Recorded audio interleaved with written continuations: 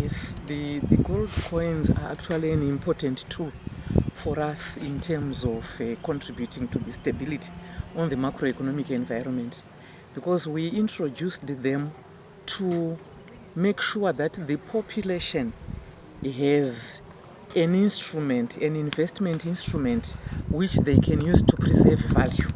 Because part of the instability was coming from the fact that whenever people were paid in Zimbabwe dollars, they would want to rush to the parallel market to change into US dollars.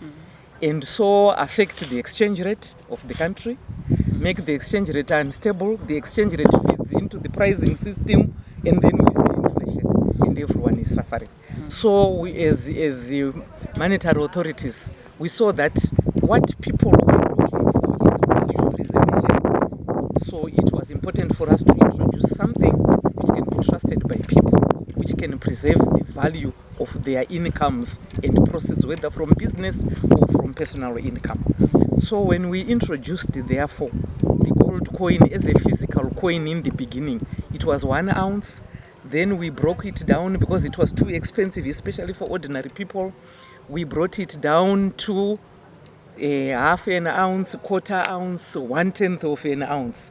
And we saw an improvement in the uptake of the smaller denominations, but still people kept on complaining that even the 1/10 of an ounce was too expensive for an ordinary Zimbabwean.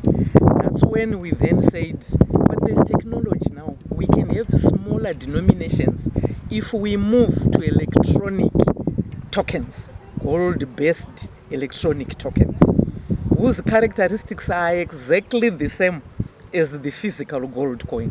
So now the smallest unit that can be purchased by a business or an individual, a Zimbabwean, is 1 milligram, which is very cheap. It costs currently around 6 US cents.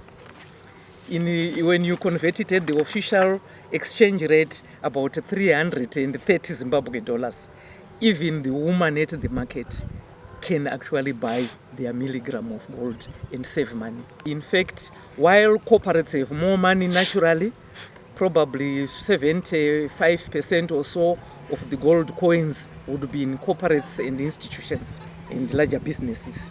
But a quarter or so is going to ordinary small businesses and individuals. Okay. So everyone is participating, and the population is actually very keen.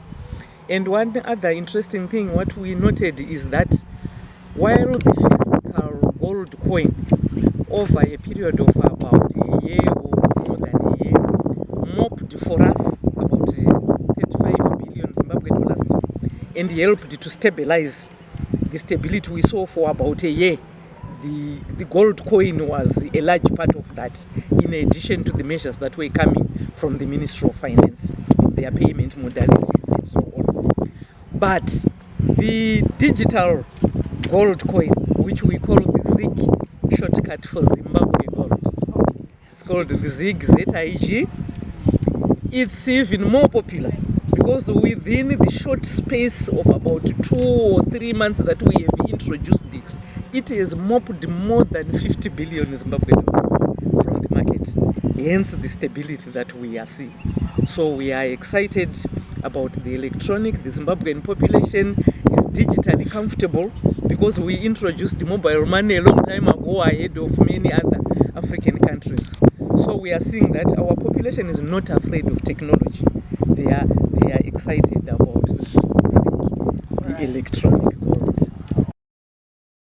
The electronic one needs to be banked first and foremost. Okay. So we need our population to be banked. We are encouraging that let's have a bank account because it works through the bank account.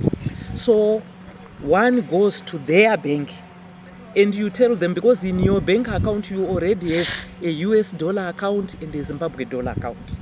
So you tell your bank that you want, say, to use your Zimbabwe dollars to buy the milligrams of gold. So you fill a small form at the bank for now. Maybe later we'll make it electronic, but for now it's a physical form from the central bank, which is in all our banks. So you apply, I want to move so much of my Zimbabwe dollars into milligrams of gold. you leave that form at the bank. The banks come now with a portfolio of their clients who want to buy milligrams to the central bank to apply. I have so much money, my clients are these, they want so much milligrams of gold, because the electronic gold is issued only at the central bank. So even our financial institutions cannot give loans. They were asking me in the meeting, can we loan in milligrams of gold? I said, no, it's not a currency, it's an investment instrument. We will also try to use it to do transactions in the supermarkets, but it's not a currency, because the moment we allow you to loan, you are creating money. You are creating gold, which does not exist. So it remains controlled by the central bank, the issuance. So the bank comes with its clients' applications to the central bank. We issue to your bank the milligrams of gold. The bank goes back and distributes to its customers. Okay. Then you find they will allocate you now an account, which is called the ZIG account. All right. So if you don't go to your bank to buy the milligrams of gold, you don't get a ZIG account. Those who are interacting with the ZIG are the ones who will see that third account in their banks. Yes. But under our financial inclusion number 1, which ran from 2016 to 2020, it was actually targeting improving access, formal access by the population, including banking and non-bank products like mobile money. So at the banking side, we did a lot of things. We introduced low-cost accounts in our banks. We introduced the SME desks, others called them financial inclusion units. We even introduced women's desks in some of our banks in order to encourage the banks to reach out to ordinary people who were otherwise afraid of coming into a bank. Introduce banking products and a form of banking which is KYC, know your customer light, not demanding too much documentation which drives away people from the banking sector. And at the end of 2020, when financial inclusion number 1 was assessed, we actually made a lot of mileage. 83% inclusivity in Zimbabwe. That was when? In 2020, at the end of the first phase. Okay. Yeah. And like, for example, for the micro, small and medium enterprises, we were surprised by the result, how they had actually linked up with formal finance. 95% of micro, small and medium enterprises, up from about 14% when the last assessment was done in 2020. So we are making progress. We will continue, even under financial inclusion 2, which is running from 2022 to 2025. Yes, actually encountered that challenge when we were implementing phase 1 of the National Financial Inclusion Strategy. So all our target groups, as we called them, who were excluded from formal finance in the country, your women, your youth, your rural populations, where the majority of our people are in smallholder farming, your micro, small and medium enterprises, people with disabilities, and now the elderly and pensioners who are becoming more and more in our population. So what we did is, when they kept on reporting that we are going to the banks.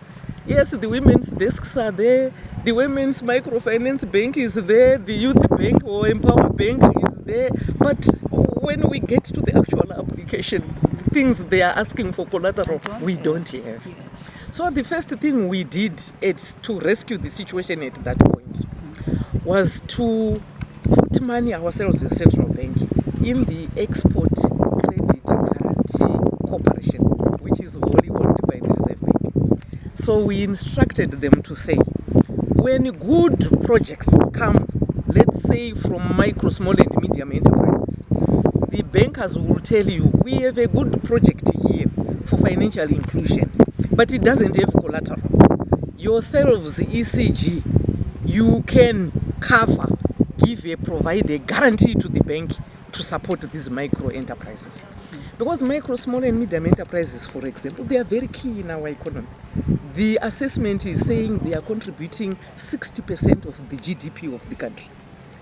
So they are a large part of our economy. So we had to keep on being innovative. The latest innovation, after ECG and other things that the banks and microfinance institutions were using to try and reach our people, the biggest one now which we are excited about is the collateral registry.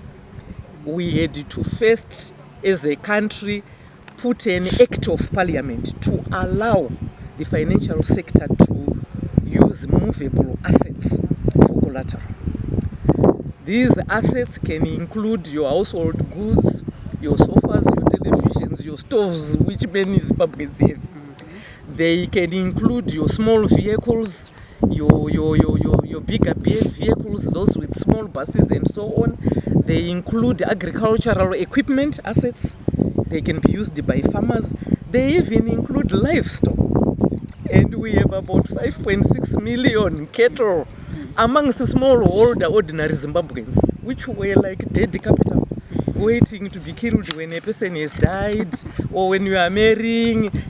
But now we are saying under the collateral registry and that movable collateral act, our people can offer these things.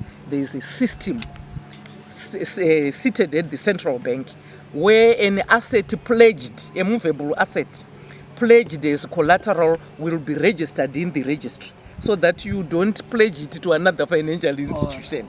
So financial institutions can register those movable assets. They can also check whether the client who has approached them is not pledged the same asset to another institution. So it improves the credit environment. The data so far, after about 6-7 months, we launched in November last year. It is showing that household goods are the highest that people are pledging.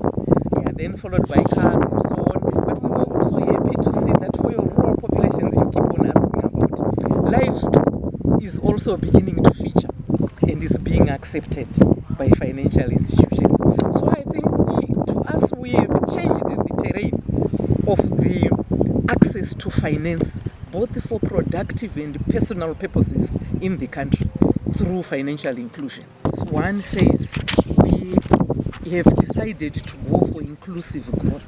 Leave no one behind, leave no place behind. And while there are many initiatives that can drive inclusivity, in terms of finance, the financial sector is key, not to be delinked from development. And I think we have linked now financial sector in Zimbabwe to the development of the country, including the achievement of the 17 Sustainable Development